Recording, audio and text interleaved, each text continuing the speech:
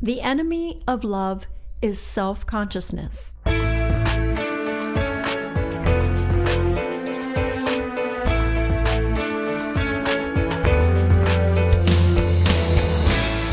Hi, this is Eric Copeland, president of Creative Soul Records in Nashville, Tennessee, and you're listening to the Brand New Me podcast.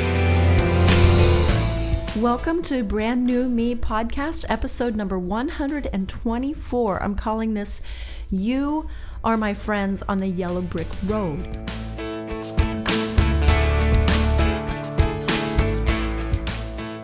The enemy of love is self-consciousness. That is a quote I wrote down in my journal years ago from my live music producer, Tom Jackson. He first started planting the idea in my mind that the reason we get nervous in front of people, and he was talking to artists, musicians, but it can apply to anyone who gets in front of people, even at family get-togethers, whatever, you get in front of people. The enemy of love is self-consciousness, and the reason we get nervous is because we've become self-conscious. How do we look? How do we sound? Will people like me? Will they like the music? Will they like the acoustics? And will they like the songs I've chosen? Will they like my hair, my dress? Literally, that's how sometimes we think as performers. We get up on stage and we think, oh, how do I sound? And people are actually more engaged in the communication of our body language. And are we portraying that we're at ease and that we're having fun? And I've had to think about that and rearrange my thinking. And I used to think I'm in the music business, but truthfully, I'm in the people business. Yeah, I'm in the music business, but I'm also in the people business. And so when a Portraits of White fan asked recently, what is the most rewarding part about doing Portraits of White? My answer pretty quickly was, you, the audience. Once I learned to overcome self-consciousness, I just have had such ease and freedom on the stage. And it is my sweet spot, because now I've learned how to bring the audience with me on this journey, and I don't think about myself. I don't spend my time on self-consciousness. I spend my time thinking about you.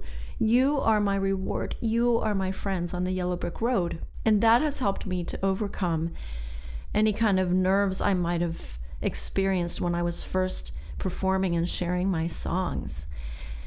So how about you?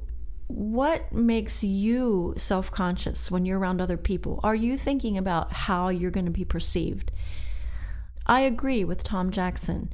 And as I've learned to root out that self-consciousness, boy, do I ever feel love for my audience, especially when I'm doing Portraits of White and I've planned it all year and I step out on stage and we start the journey, the train leaves the station and we all take a trip together as we move through the holidays and spend an hour or two together enjoying music and enjoying a beautiful hall. Which reminds me, I need to tell you, we were going to start selling tickets on September 10th, which is this week, but we are holding off just to use caution and wisdom because of CDC changing restrictions. We want to make sure we can have at least 50% capacity in Palmer Hall at Messiah University on December 10th and 12th.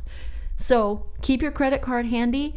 We are moving forward. We will make a decision about when to start selling tickets closer to the end of September. We just want to keep our eye on things and use wisdom. I'm sure you understand that. So the show is planned. I know what we're doing. The music is being finished up from the arrangers and sent to me, and I'm collating the music. It'll go out to the musicians October 1st. So we keep moving ahead, but just hold off on the sales until we let you know when we're ready to start selling tickets.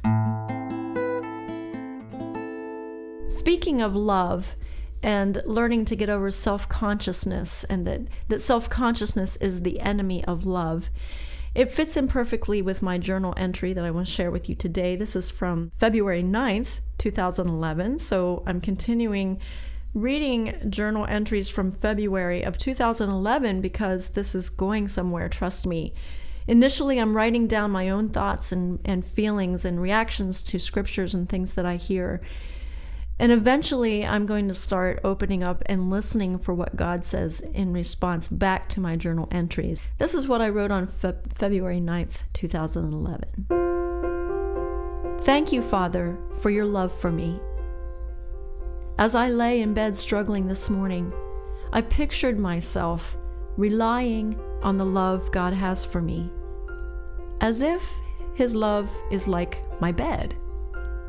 When I lay down in it, I am totally at ease, not straining any muscles, just resting. I am relying on the bed to hold me. I picture God's love for me that way, totally resting in His love, not having to do anything. Father, Spirit of truth who promises to guide me into all truth, please show me more and more of this great love and how to live in it, to know it, and rely on it.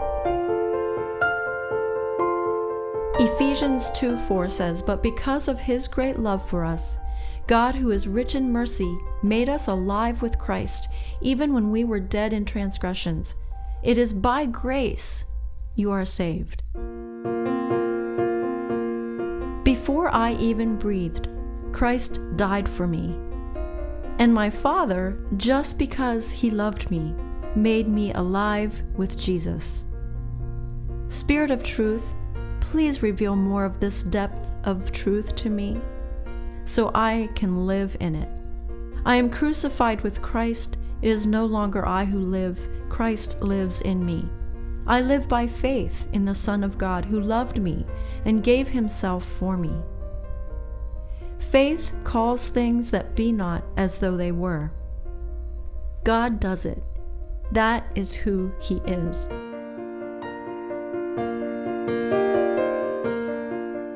Over the weekend, I was reading a book called The Four Doors by Richard Paul Evans.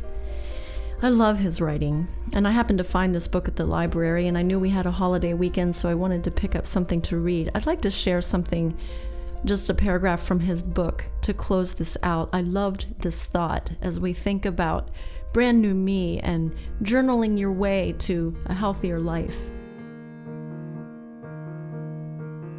It may seem it is entirely up to us to liberate ourselves from ourselves.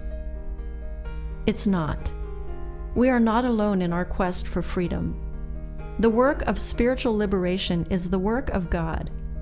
Asking for divine assistance to free ourselves from destructive and flawed mental maps is a powerful and arguably necessary first step. God witnessed the tangling of our lives. He knows how to untie them.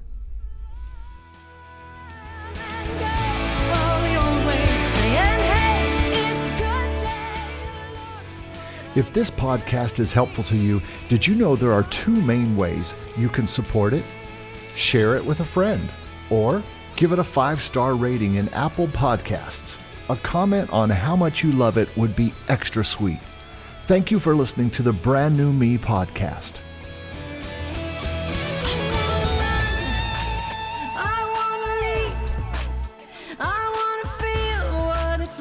To fly.